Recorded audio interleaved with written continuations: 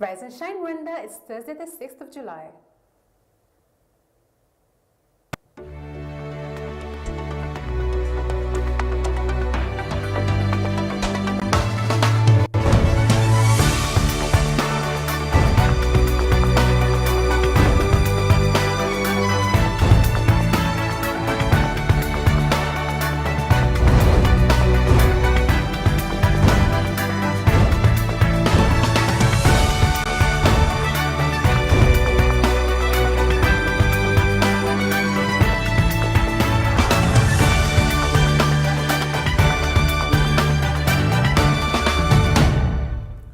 Coming up on today's Rise and Shine Rwanda.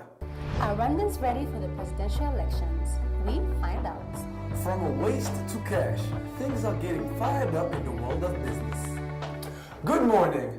It's just after 7 o'clock in the morning and you are watching Rise and Shine Rwanda with me, Sn4. And me, Fidelis Karangwa. Over the next hour, we'll bring you what's trending in the world of news, business, and lifestyle. But first, Season 4. Stefan, how do you feel? Well, I'm very, very excited for the Season 4. So much to talk about. We have so much, for the season. And I can't wait. Great comeback. But first, let's look at what's trending in the news features.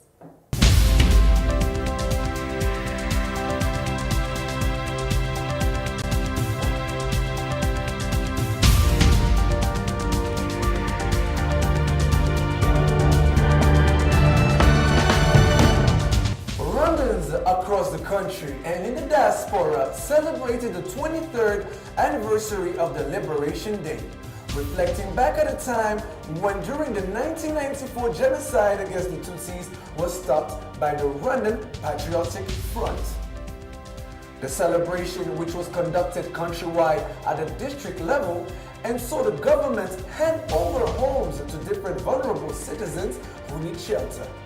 Rwanda's achievements since the end of the genocide include attaining stable security for the citizen, economic development, unity and reconciliation among Rwandans, and exemplary policies in many areas from decentralization of power to women empowerment. In regional news, President Paul Kagame has called on African Union member states not to be pressured by some external partners during the process of the union's reforms.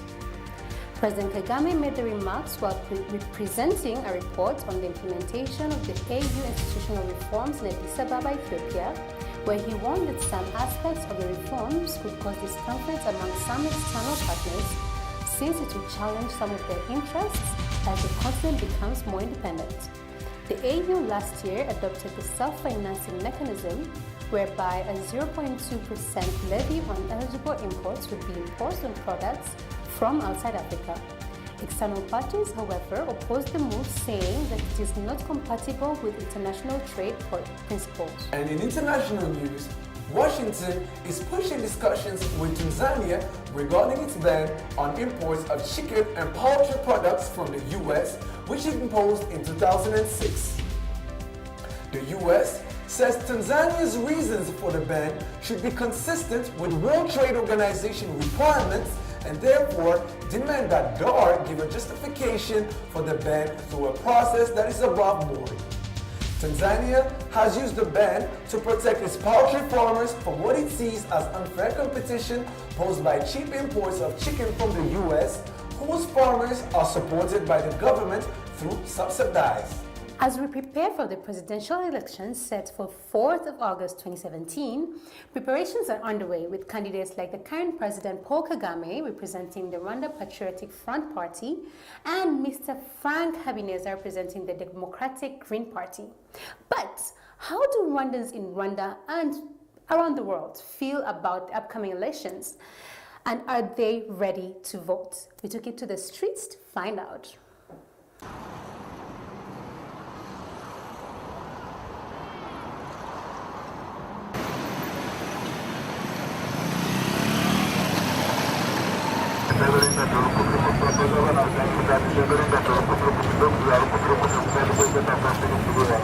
Yes, I'm ready to vote. Ndi umunyarwanda, nzatora amatariki nagera, ndi ready, nzataha njye gutora. nariyandikishije ibyangombwa byo gutora byose ndabyujuje, karita ndayifite, mbega ibyangombwa byose. Umunsi niwe uri gutinda, tegereje umunsi nyirizina naho ibyangombwa byo twarabyujuje.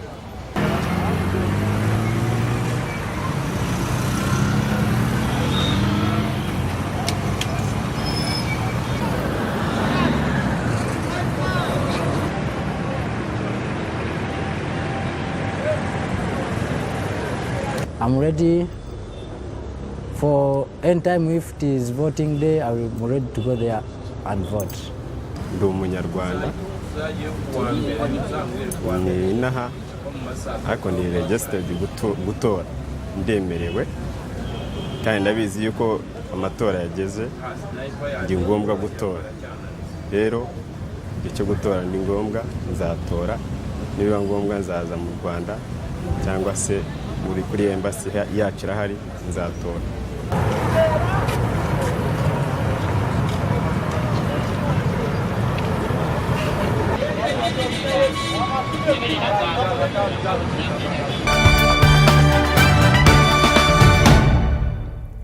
And joining us now in studio is Ethan Tashovia from the New Times. Ethan, welcome to Rise and Shine Season 4. How do you feel? Are you excited to be back? Thank you so much, Fidelis, for having me. I'm so excited. Yeah. I'm so happy that Rise and Shine is back. It's been a while. It's really amazing. It's been a while. This is one show that I never missed, actually, when it was still on air. And so thrilled, yeah? Yeah, so you were definitely one of our favorites, which is why we had to have you here, especially when it comes to this topic in particular. So the elections are coming up August 4th, 2017, and there's a lot of talk going on. The buzz is crazy in Rwanda and outside Rwanda.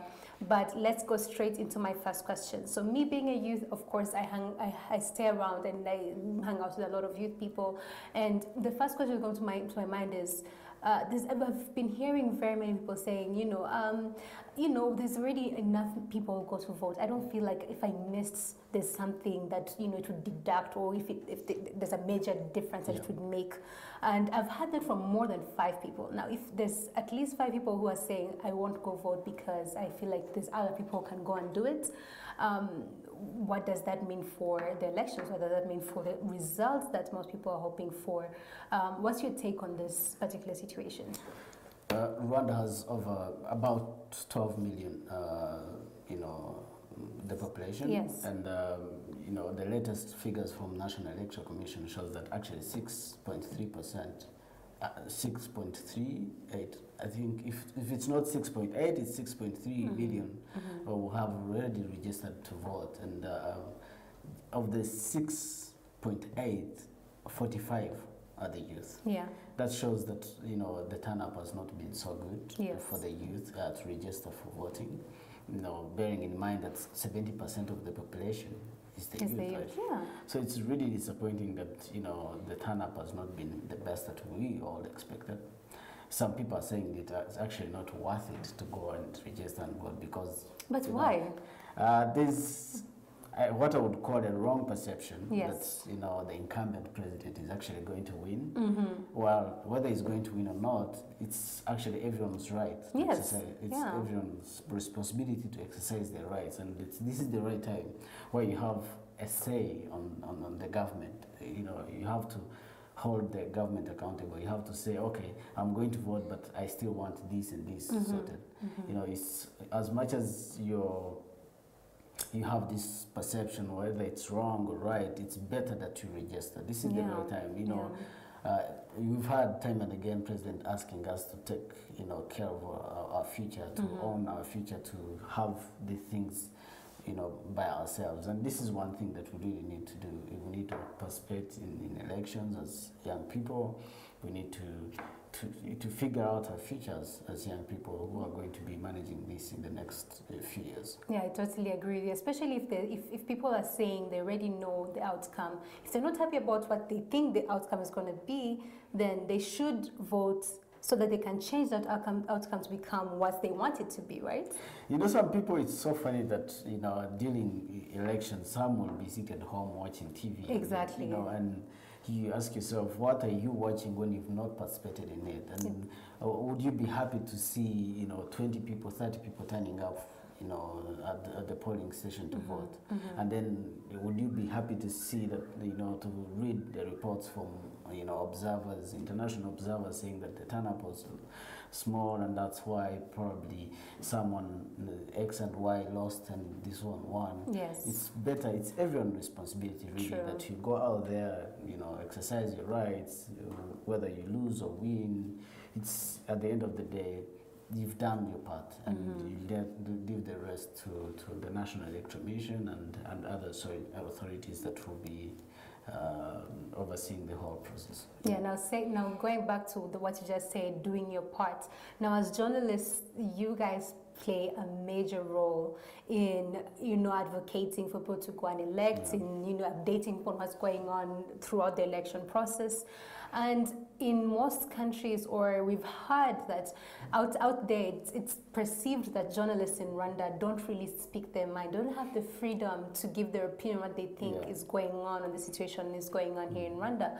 Do you feel as a journalist you are exercising your rights to talk about this election freely? The words rights and freedom is, these are relative words. Yes. And I want to believe that the rights, what would call right and freedom here is not what would be the right in another country. True. So those people who would say that we don't have rights, myself have been following up, the process of elections, pre-election process, the nomination time, all through when even RPF was trying to do primaries, right from village grassroots level until they decided on the incumbent president to be the flag bearer of the party. And no one has ever come out to say, Ethan, you're doing something wrong. True. So I don't know what they mean by rights, and like what I was telling you, I think we need to define what rights is, what freedom is, and what they feel is not. Because if you're a journalist and you're supposed to report something that is objective, and then you, instead of being objective, you find yourself being opinionated in your topics, in your reporting, I think that's an issue really. So I don't know what they mean by the freedom of rights, because we even have people who are writing opinions, and they are expressing, and it's allowed, it's allowed. So I don't see anything like the oppression of rights of expression. I have not seen that, at least. And trust me, I've followed this process from the beginning and where it is today. And no one has even come out to say, hey, because even some people right now, I've received a couple of comments saying that they are always looking forward to reading my comments, because I've been following up from day 58. Yes. We've been doing a countdown in New Times up to where we are now. We probably a few weeks to elections, and I've been following up, I myself, and no one has come out to tell me, hey, you're doing something wrong. And my stories are being appreciated. They're being appreciated as objective stories, as stories that are actually, that has a bit of civic, education. They're informing, they're educative, they're balanced. What else do you want as a journalist? Write your story. If you feel it serves the purpose of why you're writing it, then the best. Okay. About rights, I don't know. All right. So now we go straight into our last question before we wrap up. So there's also some more buzz about foreign interference. Okay. Now, there's a lot of, let's say, companies, for example, or agencies that, have been great friends of Rwanda. They've been helping us for the longest time. Funds, when it comes to ideas, when it comes to all these things, they've really been helpful. But lately, they have been giving their opinion on what they feel should be done when it comes to how the elections should be run. But in your opinion, do you feel that just because they've been helping us for such a long time, that gives them the automatic rights to tell us, oh, you guys are doing the elections wrong, this is what you should be doing? Do you feel that entitles them to do that, or they should respect how our constitution is set up and how we normally do things, and just come in whenever we need them to help us out? Now, there's no issue at all a presidential candidate meeting a diplomatic envoy for whatever reasons. There is nothing wrong, there is no crime at all. But when, like the other day, we saw the head of the EU, EU delegation talking about credibility in his tweet, and then everyone was like, "Who are you to gauge the credibility of the national?" People felt like he's attacking us. He's attacking the government of Rwanda. As a journalist, at first I was like, "Man, it's fine." People started, attacking him, and I'm like, until I saw the word credibility, and I'm like, "Who are you to gauge the credibility?" We are doing our part. You've done your part. You know. The other day, the president, he was actually appearing on one of the shows in Rwanda television, saying that these are the very people who are choosing a particular country for interfering in the elections, and here they are doing the same thing, as if expecting us to keep quiet. Yes. And you look at them and you're like, what do they really want? True. We are a country that is 23 years old. We've come a long way. I know. Yeah. And then we're trying to figure out our own way, our own path, which is actually a unique path to our progress, if you ask me. But seeing someone really trying to come and interfere and talk about the credibility of a certain institution, I don't think it's really right. Sure. And perhaps deep inside him is like, maybe I did something wrong. Yeah. But sometimes there's always slip of a hand, if I may say this. It happens. It's normal. Maybe he didn't really mean it. We should expect that. Yeah. So I feel advice is welcome and guidance is welcome, but it shouldn't come off as judgment. No, you right? just don't have to come into my house and tell me, hey, you're doing this. Very true. Yet I've been managing my house for over 20 years. Very true. There's no complaint. So, that interference should stop somewhere. They should observe elections because they are going to observe elections as development partners. They should rewrite their reports, submit them wherever they are going to submit, and whoever is responsible to criticize will do their part. Will do that. Yeah. But for now, they should just watch. All right, it's perfect. Thank you very much, Ethan, for your time. We really appreciate it and hope to see you again very soon. I look forward to being here as many times as you want. I will be happy to be here.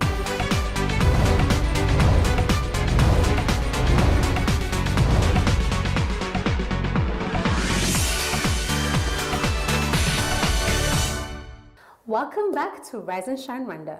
Have you been wondering what to do with the plastic waste around your homes, workstations, or neighborhood?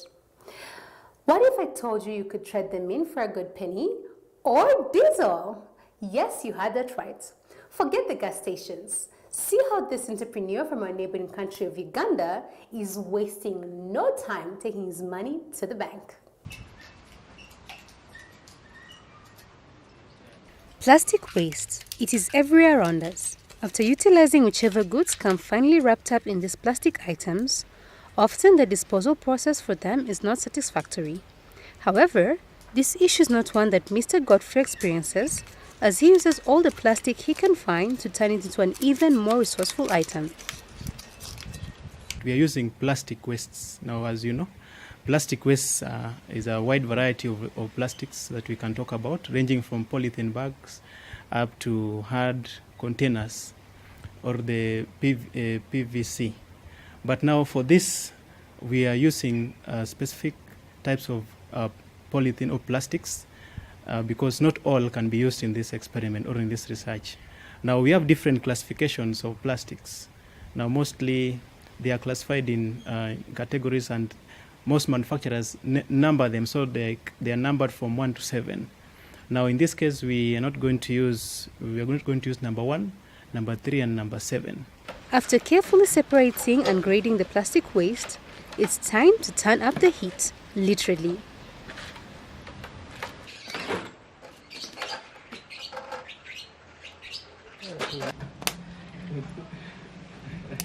all the heat is channeled through an opening that reaches the bottom of the reactor. Of course, it's not heating directly. There is a metal, so there's an indirect heating. Now, we make sure that the reactor is airtight because we are operating in the absence of oxygen. Yeah, so the temperature can vary depending on the feedstock, but for plastics and for the experiment that we are doing to get diesel, the recommended temperatures is between 350 to 450. So depending on the retention time, you have to make sure that you operate in that range. Once we heat, then the plastic in the reactor will melt, and as you continue heating, they will vaporize. Now as they vaporize, the only outlet is the pipe that we see, and the pipe is connected down to the water that is in a bucket. Now we are using that normal cooling process just to condense the hot vapor. So when it comes into the cold water, then it will condense. And the reason why we do that, water and diesel are immiscible. They cannot mix. So diesel, being lighter than water, will definitely float on top. With his research interest area being in design optimization of pyrolysis systems for biomass and plastic waste, Godfrey hopes that this technique can be improved and utilized in many parts of Africa. I hope that this technology will be used and we would at least curb environmental degradation. If only we can be able to commercialize this technique and even improve it better, I think we can stop having the problem of pollution or unutilized waste like the plastics and other biomass or bio wastes from plants.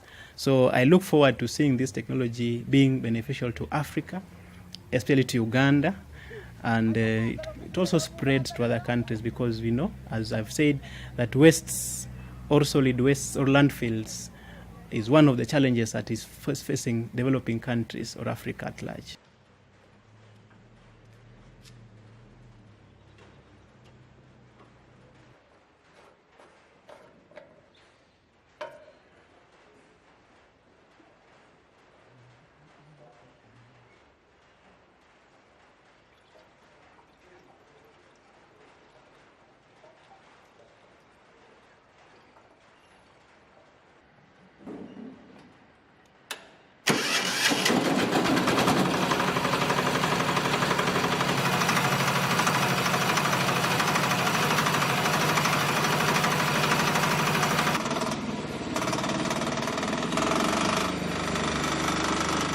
Kangwa Fidelis, Rise and Shine Rwanda.